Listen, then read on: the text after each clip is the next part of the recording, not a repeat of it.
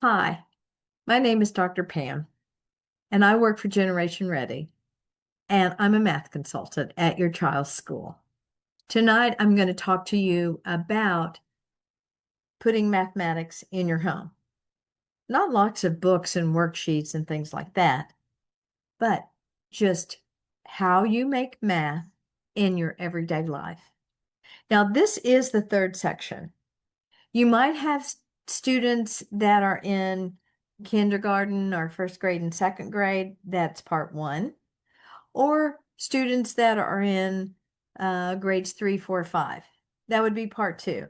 So there's three little videos that go with the resources that your school is providing for you. And so I just wanted to walk you through that so you understand how you can do this in a real fun way. Not frustrating, but how you can really have some great fun with this. Now, in K1, 2, kindergarten, first grade, second grade, the idea of those 3 years is developmental mathematics. We grow the number system. They learn to count, they learn to write their numbers, read their numbers, and put things together and take things apart. If you just heard part two, that's the fluency years, where we learn all four operations: add, subtract, multiply, divide, multiply, multiply, divide, divide, divide. Yes, those are the fluency years. And we don't teach fluency anymore. You notice part three is algebraic reasoning and problem solving. Everything starts to be a problem, but a really fun one in 6, 7, and 8. So let's get started. There are three sections that we're going to look at. You're going to notice a blue one, a red one. It's called chores. You're going to love it. A green one, and then a special purple one. So the fourth one is kind of free stuff. Now, this sixth grade means that your students have just finished sixth grade. This is the list they want to look at, or you want to look at, so you can make math in your home. So this is not teaching new material. This is helping you remember, or we would say retain, what you just learned. If kids do not do anything from June until September, they may lose 30% of what they know, especially about fluency and about algebraic reasoning and about problem solving. So we want them to remember. So we're just going to have great conversations and build in some fun in your everyday life. All right, blue section is called Daily Math Integrated Routines. Schedule planning with time. So elapsed time is something that really starts about third grade and it ends about, well, it doesn't end. We still use it in everyday life, but formally taught through about Algebra 2. So this is an important skill that carries over two grade bands or two course loads, grade band and some courses in high school. So elapsed time means we're just going to calculate when we start something and when we finish and how much time did it take. You say, oh, we always do that. Yeah, because that's one thing that we help students know. And then we estimate.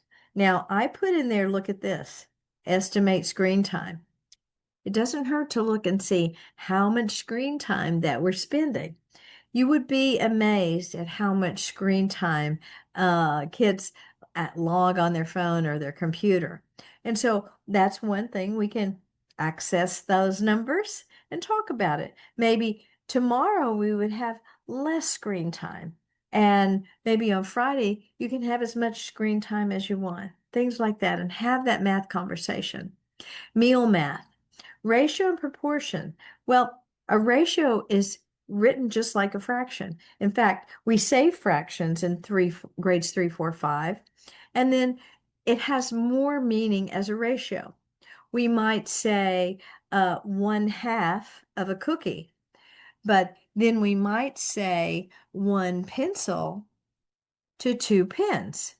It's written the same, but it becomes more conceptual meaning. It has more meaning as a ratio. And proportion is you have two ratios that are equivalent. or 1/2 is the same thing or the same size as 2/4, as we would say in 5th grade. All right, so we're going to remember our vocabulary. In fact, 6th grade for about 3 months, we spend on ratio and proportion. So let's help them remember all of that.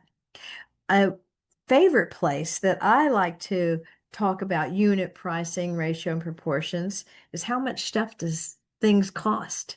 So, and what is a better deal? I'm a couponer. Have kids clip coupons, help you save money, and talk about all the math that's involved. It's a great skill.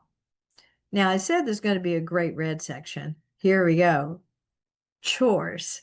All right, Mom and Dad, you love this stuff. So chores with built-in math thinking. So budgeting, price comparison, a weekly budget. Oh my goodness. Have them estimate the tax and then calculate the tax. Percentile is something we teach in grade 6 and 7, and we continue to practice it even in the algebra years. So let's do that. Calculate savings when it's percent off. 30% off, 50% off. Volume and surface area. So let them tell you about volume and surface area. They should know it. We learned it in 5th. We're practicing it in 6th. Let them share and have them help you calculate that. Scale drawings. That's one thing that challenges our students. A scale drawing is we measure, and I'm in the family room. We measure the family room, and then we want to draw a picture of it on paper. That means, like a map, 1 inch equals 2 feet, things like that. That's scaling. Our kids, that's challenging for them. Nothing is ever hard. Math is not hard. Some things are more challenging than others. So we don't say that hard word. All right. So challenging. Laundry logic, again, for ratios and rates. If one load takes 45 minutes, how many could we do in 3 hours? Not very many, sometimes not enough, right? All right, the green section, we're going to match words with the day of the week. So Monday, ratio rates. I know you're surprised with 6th grade. Tuesday, integer Tuesday. You say, wait a minute, I don't remember integers. Oh, you will when I say it. So you have $10 and the cleaning supplies cost $14. Oh, yeah. The negatives, right? So integers are positive and negative. So have them share with them what they remember about using positive and negative numbers. Compare gains and losses. Right now we're doing the losses of Yankee games. So please. So yeah, look at the gains and losses in money, in sports. Wednesday graph day, actually screen time, daily steps. You have so many numbers on your phone. Use that to start with. Thursday, geometry outdoors. Have them identify the shapes and tell you about it. And then Friday, equation challenge. Have them, make an equation and solve it. So that would be great. Create and solve their own equations. How about with the chores that they did? Now, I put some pictures in here, Mom and Dad, to help you kind of wrap your arms around things that we could do in our everyday life in your home. So look at this red basket. How much do you think it would cost to check out? I always did that with my kids, and they would say stuff like, well, do you have any cleaning supplies in there? Do you have any meat? Because they knew it might be small, but it meant be larger in cost. So kids get really good with estimation the more times they do that. My kids always did this too, weigh things. And I would say, 4 apples, how much does it weigh? And they had to guess. One time, our youngest son, Michael, had a little friend with him, Jennifer, and she was 7, and Michael was 8. It was our soccer team. And so, I mean, we go through, we get apples. How much does it weigh? And Michael said, Jennifer, how much does it weigh? And she said, 25 pounds. And I had to stop him. He was about to say, that's crazy. It's because she hasn't done it before. It wasn't because she didn't know, it was because she had not had that experience. And so we did it. It was about 3 pounds. And so then we did oranges. And guess what? She was a lot better. And before we got out of the store, yes, she still wanted to go shopping with me again, but she was really great at estimating. All right. And I also put the map down here, and from JFK to that's one school. How far is it? How long would it take to get there? Is there a better way to go? Look at that traffic right there. So just comparing there. Now, if your son or daughter just finished seventh grade, this is your list. The list is very similar. Sixth and seventh grade curriculum or math skills look a lot alike. So sixth grade, we have smaller numbers. We have uh, more simple decimals and more simple ratios and proportions. And we just grow it a little bit bigger and we call it seventh grade. There's some other skills that we're going to pick up more algebraic in nature. But sixth and seventh grade are very related. They're as related as fourth and five and first and second. So we start a skill one year and then we grow it with bigger numbers the next. All right, blue section, daily real life math routines. I'm not going to give up the whole time thing. All right, elapsed time, use fractions and decimals, have them calculate to the exact minute. Budget tracking, track how much they spend, how much time they're on the screen, how much time we ride our bike, how much time we spend watching TV, things like that. Always look at that. And an activity, always make it include tax, tips, and maybe hopefully discounts. Be a couponer, clip those coupons. And then great, our chore list. You're going to love this. In seventh and eighth grade, I made the chores twice as long as the other grades. I know. Was I sneaky or what? All right. So chores, the red section, budgeting groceries, doing laundry. There's some great things right here. We have 2 units of temperature in seventh grade. We have Fahrenheit and we have Celsius because we use Celsius in science. And actually, Celsius goes from freezing to boiling, 0 to 100, and have them do some conversions back and forth. Do they know 0 Celsius is 32 degrees Fahrenheit? And do they know 100 degrees Celsius is 212 degrees Fahrenheit? What is that? Freezing to boiling. So that's why it's built that way. That's great. Anyway, track laundry loads, create a schedule with proportions, whites that you're washing, to darks. Sorry, I touched that. Cooking and baking, unit conversion, and home improvement projects. Uh, if you trust them to paint, maybe they could just do a little mural on one side of the wall or something, or baseboards, make it cleaner looking. All right, organizing storage spaces. I actually did that today, and I put in some shelves, and because I saved space doing that instead of my teaching closet, it was full of tubs and mess. So that's a really good exercise. Tracking utility bills. This is really great for a seventh grader. If we leave the air conditioner on, if we leave the heater on, if we leave the lights on, how much does that grow over time? And so that's really an important skill and a life skill that they can start doing. Shopping prices, have them look at their chore schedule. How much did they do for whatever? And then weekly math skills, that's where we have the green section. Monday is integer operations. Tuesday, percent practice. Percents tend to plague them at first. A little bit challenging, but my mom made me start doing it in my head. She said, she actually said, young lady, if you can do 10%, you can do anything. So I started with, can I calculate 10%? So 10% of 100 is $10. All right, so 10% of $200 is 20.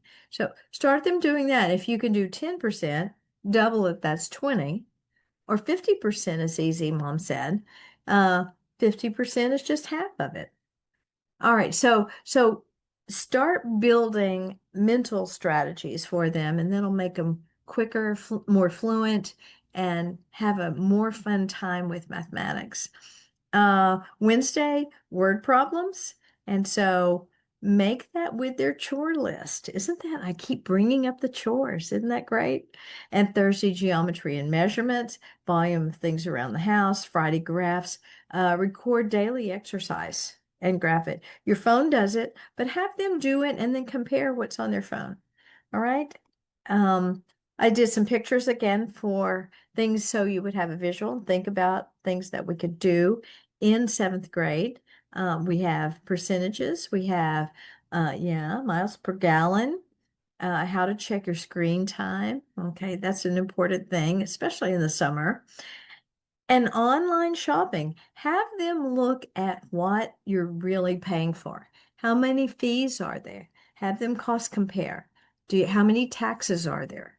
So great things for kids that have just finished seventh, and now we're doing it in the home so that they can remember and start eighth grade ready to roll. They won't have forgotten a thing. I might even pick up some new things. All right. If they were in eighth grade this year, Mom and Dad, they're getting so old. Yeah. All right. So if they're finished eighth grade, you really want them to be ready for algebra. Eighth grade, actually, I don't want to say it's a make or break year, but math really changes. We have a lot of different skills that we start to use. So remember I said 6 and 7 look a lot alike? Eighth grade doesn't look like that. We're going to use what we learned in 6 and 7, and we're going to solve a lot of equations, do a lot of different types of problems, and we're going to get ready for that algebra sequence, algebra, geometry, algebra 2, pre-cal. So eighth grade is a big transition. This would be great to help them keep what they have and maybe layer on some things to make it really firm in their mind. All right, blue section, red section, chores, you're going to love it. I really doubled it for you. Green and then purple ideas. So the blue, it's always time, but look what happens in eighth grade. It's called rate of change. All right, things happen over time. So get them to talk to you about what they remember about rate of change. Rate of change is a big deal in algebra years in high school. Actually, we still use rate of change when we get to calculus. So have them talk to you about this and some calculations that we can do. Here's a question that'll help them remember and everybody to say, oh yeah, I know this stuff. Have your student plan the daily schedule using start and end times and the duration. That's the rate it's going to take them over time. Rate of change. That's so great. So if you read at a pace of 30 pages per hour, how long to finish a 270-page book? Rate of change. Graph time spent versus pages read. See if it's linear. That means if it's a line. Or it could be, ooh, I'm getting faster at reading. Okay, things like that. I read faster. All right, budgeting, financial tracking, percent, again, a linear relationship. Now, linear is proportional. Remember that we're going to take those skills in sixth and seventh grade and we're going to use them now. Yeah. So we were just kind of practicing some sight words and now we're reading. That's kind of parallel to what happens in reading. We use flashcards and we learn some skills and then we read books. Well, in sixth and seventh grade, we're practicing some math skills. Now we're just, everything is possible. Eighth grade is so much fun math. All right, so set a weekly allowance, track the earnings and spendings, predict savings over time. You see how it's more complex than the sixth and seventh? That's why they need to do this and remember. All right, big chore list. All right, compare prices for bulk and individual items. Look at Sam's wholesale compared to Walmart, because Sam's Sales in bulk. That's a great place to go and look. Plan meals within a weekly budget. Okay. I had a teacher say, "Oh, you don't really do that." I'm an army wife. I always plan meals. I shop after church on Sunday, and I put my meal planning on a piece of paper on the refrigerator. And everybody always goes, and what are we having Tuesday? What are we having Wednesday? I know, I know. It- It's a great thing to do. Try it. You'll love it. You'll actually save money if you plan meals and budget. And then maybe you probably do that already. Home improvement projects, have them plan that out. Cooking using ratios and conversions with sizes of things. Organize a garage sale. If I wish they could come out here and help me with that. Track gas mileage, trip cost, record miles given in gallons, miles per gallon, MPG, cost over distance, that's rate of change, okay? Plan a weekly chore schedule. Inventory and organize household supplies, help you get organized in the summer. Save and plan for a summer goal. Maybe they have a part-time job, have them save. What is it that I want to get in August? And how much am I going to have to work to get that? That's a great thing to do. My mom always made my sister and I do that. Uh, I thought it was fun, and she was really making us get sharp with our math skills. Um, so the green section of functions and graphs, have them tell you about what a function is. All right. It's just, I'm just not going to tell you. I want them to tell you, Google it, make them remember, and then work this. It's linear versus there's some patterns and things in there. Um, Tuesday, exponents and scientific notation. Exponents is like 3 squared, 4 cubed, things like that. Practice simplifying powers, and I give you some great ideas in 8th grade for the summer. Wednesday, geometry in the real world.